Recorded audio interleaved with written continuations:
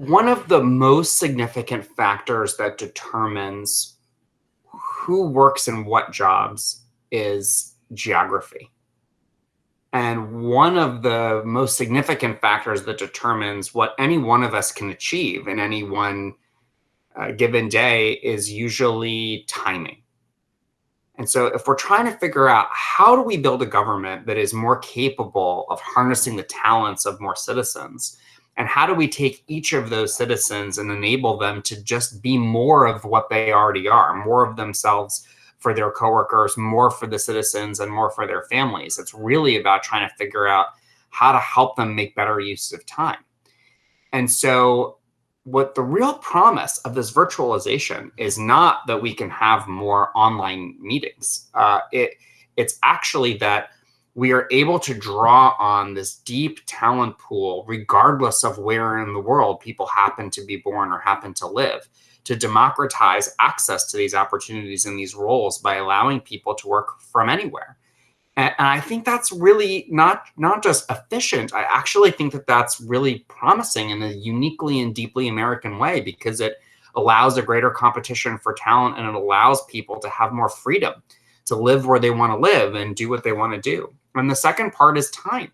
And I think about, when so many people think that interacting with the government is a hassle and a burden, because they have to drive to a different location and they have to stand somewhere and wait online and they have to go see multiple different people in multiple different locations.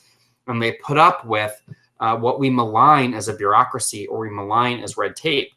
But if we're able to put those interactions into a virtual format and take out the waiting and the commuting and all of that dead time and focus on the really meaningful interactions between people and systems, and the meaningful interactions between people and people, we're just distilling down the essence of what it means for government to serve citizens to the most important parts.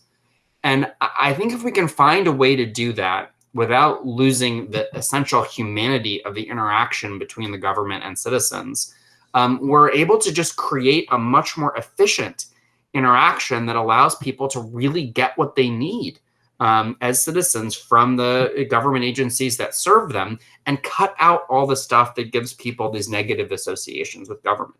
So, we are always going to need and want and crave as human beings face-to-face interactions.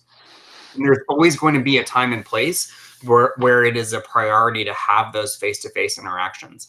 But for everything else, I think taking away the time challenge and the distance challenge, and allowing people to have the experience of the government that they most need when they most need it, is something that will make all citizens feel so much more positively about the government that serves them. And I'm really optimistic about that.